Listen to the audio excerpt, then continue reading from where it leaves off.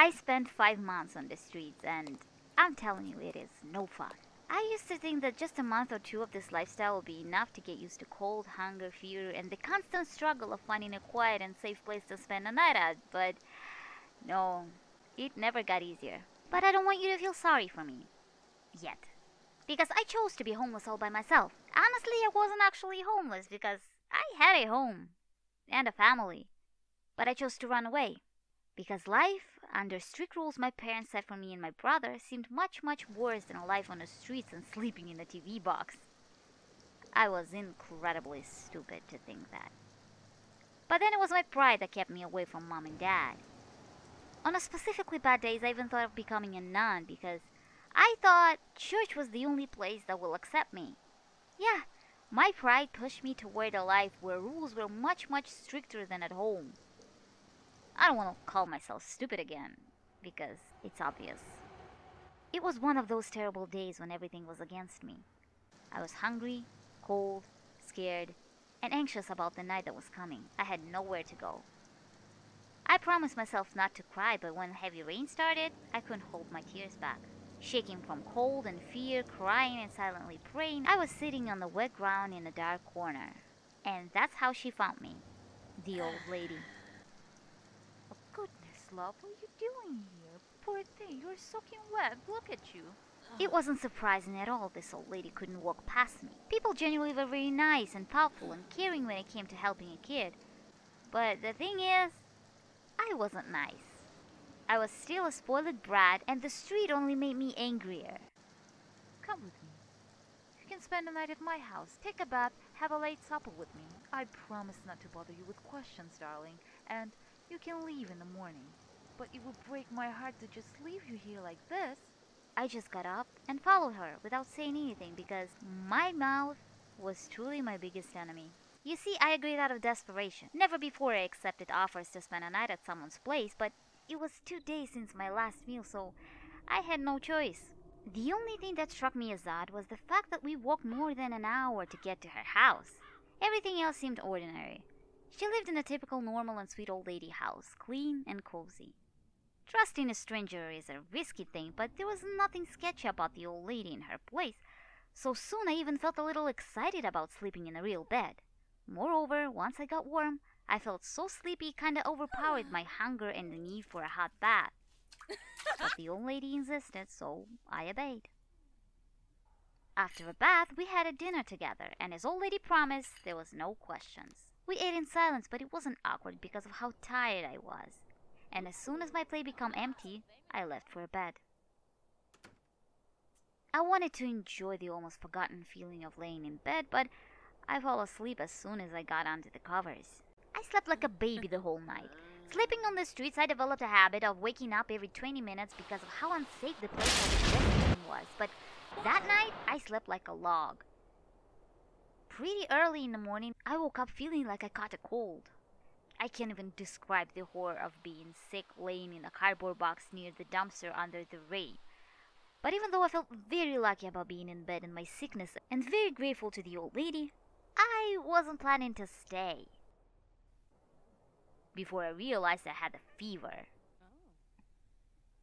The old lady offered me a breakfast but quickly noticed my pale look and gave me a mug with herbal tea and an aspirin pill. I fell asleep right away. And when I woke up next time, it was dark again. I slept the whole day and couldn't even remember the old lady coming into the room and waking me up. I tried to get up, but was too weak. The old lady heard me moving and walked into the room. Do you want me to call somebody? No.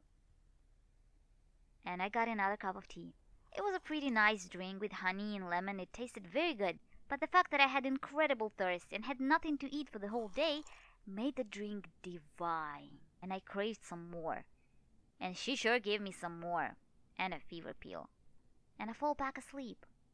I had no discomfort in my sleep due to fever, no desire to use a bathroom. It was like I died for the next 12 hours. And I had no dreams as well. The old lady woke me up by shaking my shoulder. She looked concerned, but not really worried or scared, which surprised me because I felt horrible.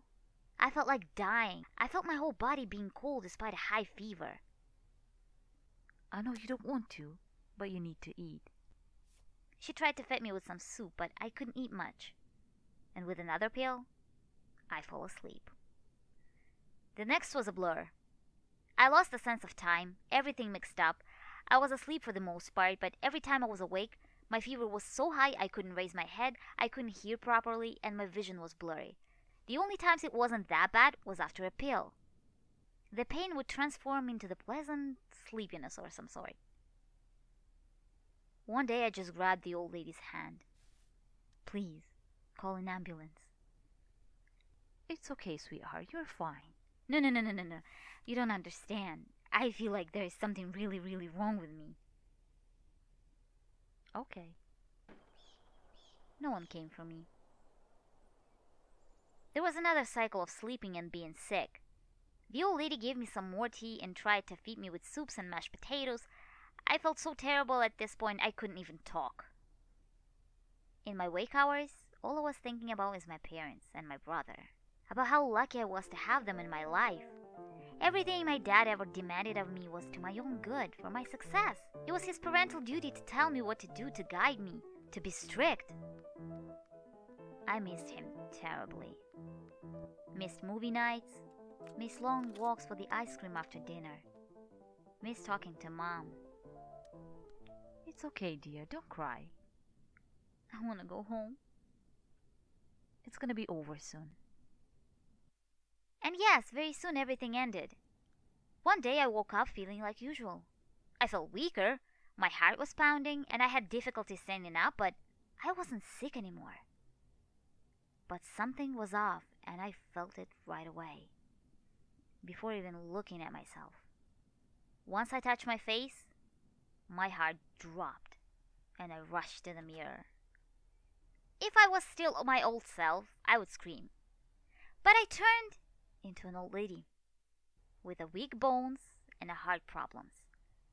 I just stared at myself in shock, not believing my eyes, thinking that it was a nightmare. The old lady that tricked me into this was gone. The house was quiet and felt empty. I knew she wasn't there anymore. And I realized that I will never see her again, because I had no idea of how she might look like now. But she didn't just fled, robbing me of my life. She left something for me, right there, near the mirror. Dear girl, I'm sorry I left you without a proper explanation. And I'm sorry about what happened to you. But I had no other choice. 2 months ago, an old lady tricked me into this house, poisoned me, and then disappeared, robbing me of my youth and beauty. Luckily, she was kind enough to let me an explanation similar to the one you're holding right now. You probably already realized what's going to happen next. Now, you're the old lady. And if you want to get your looks and years back, you need to find a girl who has it. Then, you'll use the poison. Go to the master's bedroom and find an old book I left open for you. There you'll find a detailed explanation of all poisons you need and the process that needs to be done. I don't know who owned this house, but judging by the items in the bedroom, someone who started this. I don't think they'll ever come back, so feel free to stay in the house and then leave it to the next girl. And don't waste your time crying. Good luck.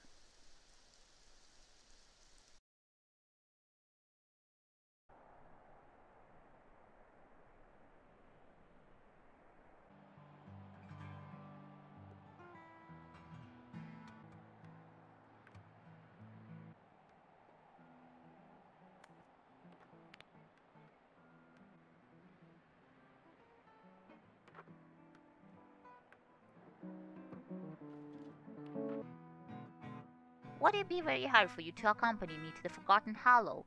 I lost my purse and it's getting late. To where? Nah, lady, that's too far away. Sorry. Oh, don't worry, dear. I'll pay for your help and I'll pay for the cab to get you back here. Oh. Alright, okay, let's go. It's so nice of you to help an old lady. Tell me, dear, would you like some herbal tea with an apple pie? Maybe you're hungry. You can't even imagine. I'm starving. It's been 2 years since I got back to my normal self. I've never heard this story from anybody, even though I know it still happens. The cycle will stop only when the next old lady will fail the process of transformation. But if it's still happening, that only means that every girl is getting her youthfulness and beauty back. Today I saw an old lady approaching a random beautiful young girl. I wanted to warn her, to scream, "Run!" But then I looked at the old lady and wanted to see her leaving with this girl she just met.